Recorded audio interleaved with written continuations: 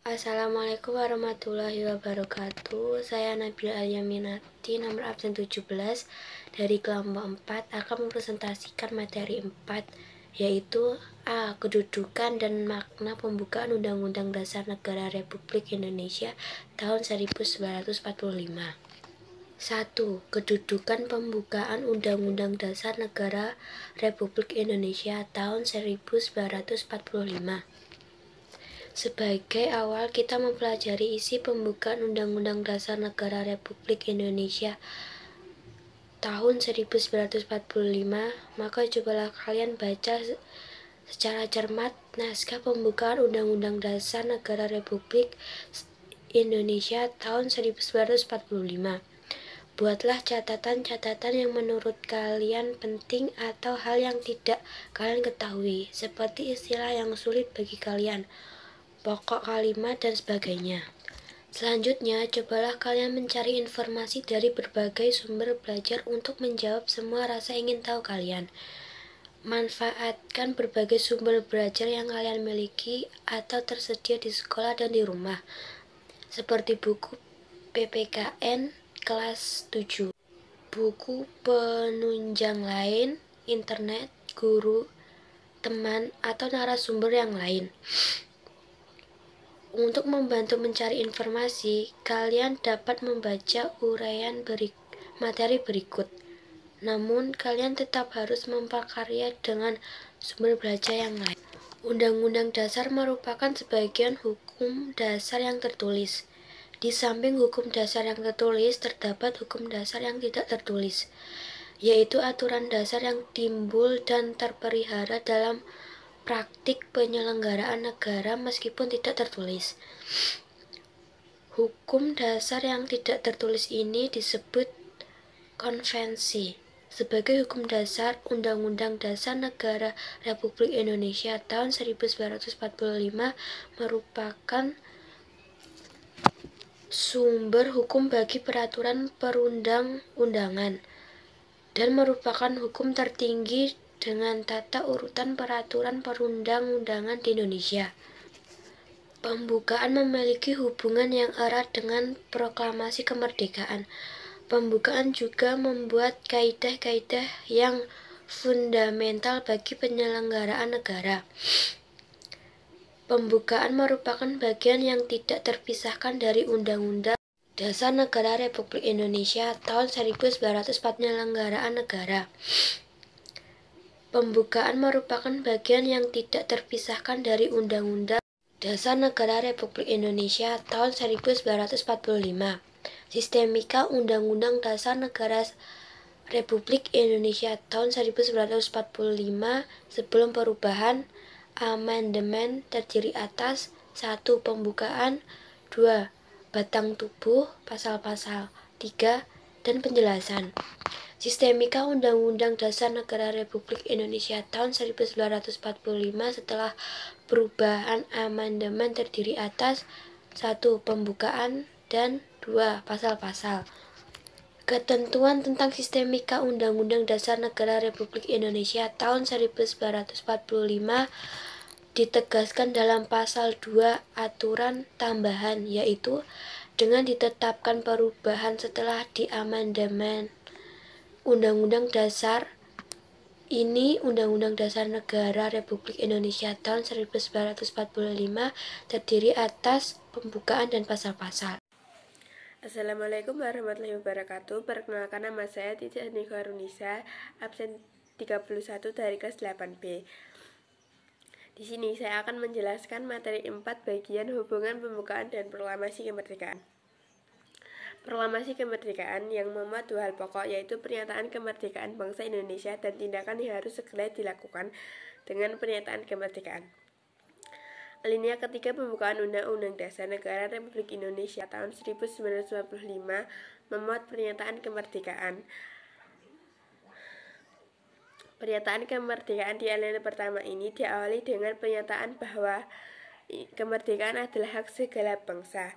Di alinea kedua, alasan perjuangan kemerdekaan bangsa Indonesia telah sampai pada saat yang menentukan.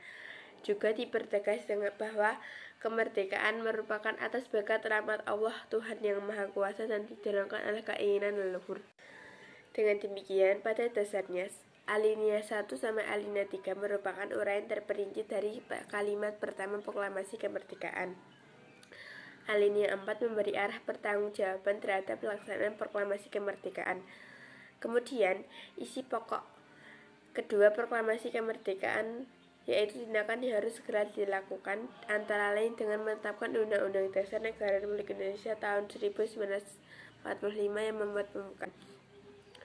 Uraian di atas menegaskan bahwa pembukaan Undang-Undang Dasar Negara Republik Indonesia tahun 1945 dan proklamasi kemerdekaan merupakan satu kesatuan yang bulat.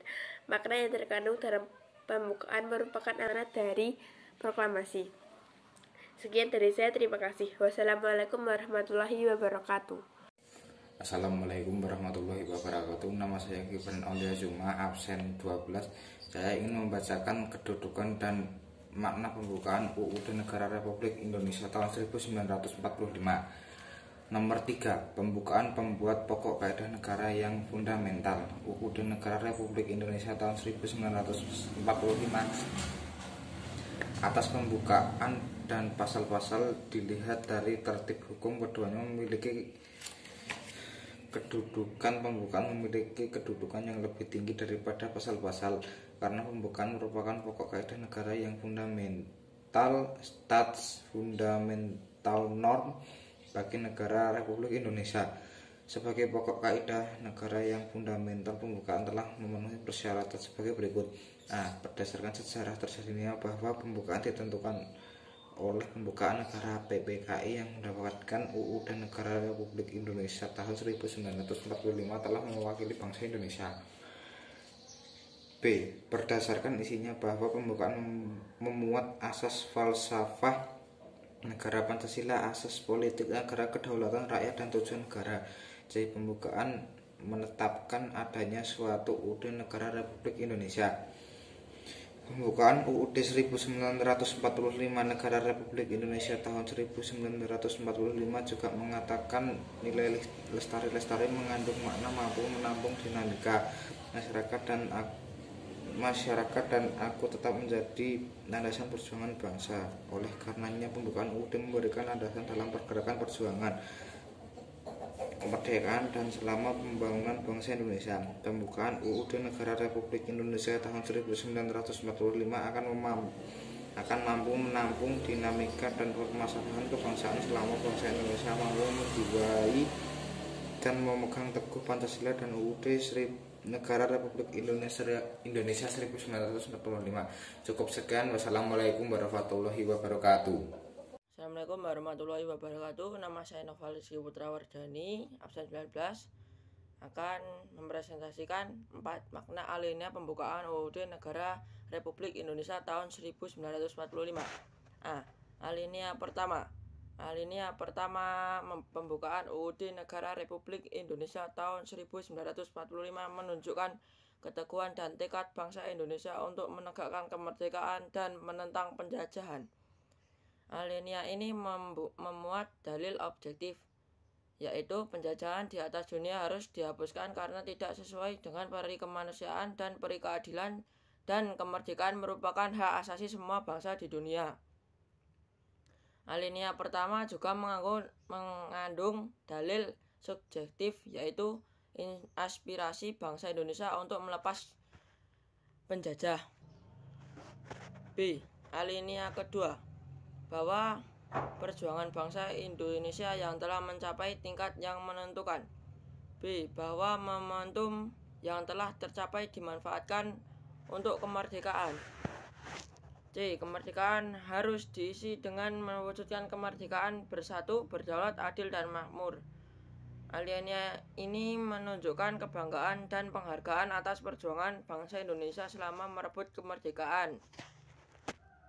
C. Alinea ketiga, kemerdekaan didorong oleh motivasi spiritual, yaitu kemerdekaan yang dicapai oleh bangsa Indonesia merupakan berkat rahmat Allah yang Maha Kuasa. Alinea keempat, tujuan negara yang akan diwujudkan oleh pemerintahan negara. A. ketentuan diadakan UUD. B. Bentuk negara yaitu bentuk republik yang berkedaulatan rakyat. C. Dasar negara yaitu Pancasila. Negara di Indonesia yang dibentuk memiliki tujuan negara yang hendak diwujudkan, yaitu melindungi segenap bangsa Indonesia dan seluruh tumpah darah Indonesia. Sekian dari saya. Wassalamualaikum warahmatullahi wabarakatuh.